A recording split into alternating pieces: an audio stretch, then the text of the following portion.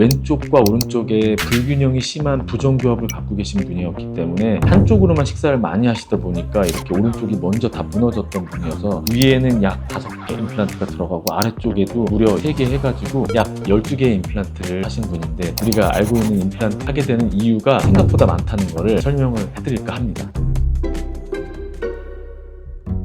안녕하세요. 치통령 이치중 원장입니다. 제가 개원 이제 18년 차가 됐는데요. 15년 동안 치료를 지속적으로 받아왔던 환자인데 약 12개의 임플란트를 오랜 기간에 걸쳐서 하신 분인데, 여러 가지 이유 때문에 순차적으로 임플란트를 많이 할 수밖에 없었던 환자분의 사연을 보여드리면서 우리가 알고 있는 임플란트를 하게 되는 이유가 생각보다 많다는 거를 설명을 해드릴까 합니다. 제가 처음 뵀을 때는 2011년도니까 그 당시엔 300만 원도 넘는 비용을 들여서 임플란트를 시술을 받고 오셨었는데, 또 아래쪽에 또 치아를 상실해서 저렇게 임플란트 시술을 원하셔가지고 오셨거든요. 파노라마 엑스레이를 보면 치아들의 뿌리가 조금 짧아서 그렇지 잇몸도 건강해 보이고 위생 상태도 양호해 보였는데, 아래쪽에 임플란트를 제가 이렇게 벌써 4년 전에 해드렸고 위에 치아보다 조금 더 반듯하게 잘 들어가 있죠. 40대 중반의 남성이었는데 시간이 지나면서 이상하게도 다른 치아들이 빠르게 잇몸이 안 좋아지면서 치주염이라고 해서 이 치아 주변에 생기는 잇몸뼈들이 조금씩 녹아내리는 성치 질환이 심해지는 양상들을 보여가지고, 그래서 오른쪽 여러 개의 임플란트를 동시에 시술을 하게 됐죠.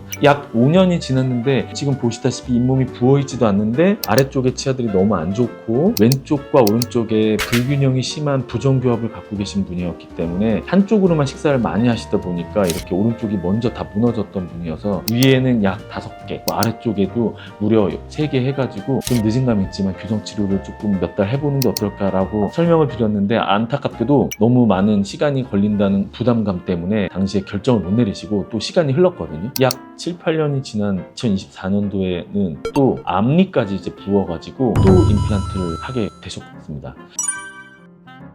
이분은 13년 동안에 있었던 아래 치아들의 변화를 보니까 13년 전에는 뽀얀 에나멜이라고 하는 치아 겉부분에 제일 단단한 부분이 잘 보존되어 있는데 7, 8년이 지나고 나니까 되게 많이 닳아있는 모습이 보이죠. 13년이 지난 지금은 이 안쪽에 상아질과 그리고 이제 치아 신경, 치수라고 하는데요. 치아 신경을 감싸고 있는 관까지 보이고, 결국 작년에도 또 안타깝게 흔들리는 치아를 또 발치하고 임플란트를 해서 최근에 검진을 오셨었는데 12개의 임플란트를 이렇게 10몇 년 동안 하셨더라고요. 당시에 제가 조금 더 적극적으로 교정치료를 권했으면 어떨까 이런 생각을 하게 됐던 하루가 됐습니다.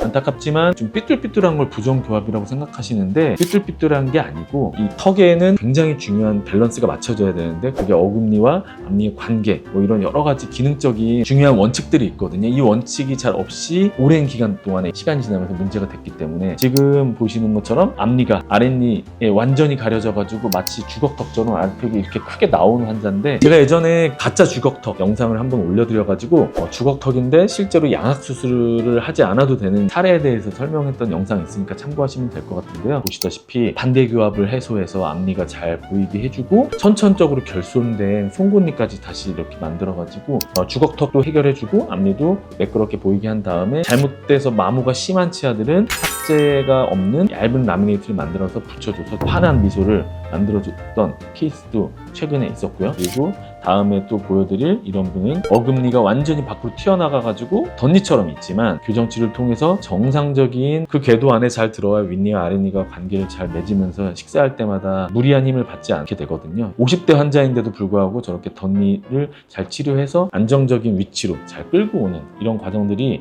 꼭 필요한 과정들인데, 덧니가 심해지고 부정교합이 심한 환자들은 이 원인을 잘 모르기 때문에 이게 피가 나면은 그냥 내가 이가 안 좋아서 그런가 보다 하면서 약간 포기하는 경향이 있거든요. 이게 사실 원인을 제대로 알면 차근차근히 잇몸 치료도 하고 필요하다면 교정 치료를 통해서 정상적인 치아를 만들어주기만 하면 훨씬 더 오랜 기간 동안에 아주 좋은 교합 관계 그리고 좋은 턱 관절을 가질 수가 있는데, 그래도 다행히 포기하지 않고 오셔서 벌어진 치아들 잘 모아주고 정상적인 궤도 안으로 끌고 들어와서 치료하고 계신 분도 계시거든요. 이런 분들이 오래전에 15년 동안 치료했던 분들의 사례이지만, 사실 여기서 어떤 선택을 하느냐가 결국 10년, 20년 년 뒤에 치아 건강을 좌지우지하게 될 것 같아요. 그래서 오늘 제가 오랫동안 봐드렸던 환자분의 사례를 보여드리면서 치료하고 있는 환자도 보여드리고, 그리고 우리가 알고 있는 임플란트를 많이 해야 되는 이유가 꼭 치아가 안 좋아서라기보다는 부정교합을 갖고 있는 상황에서 그걸 방치해서 시간이 많이 지났을 때 이런 사례도 생길 수 있다, 이런 차원에서 오늘 설명을 드렸습니다.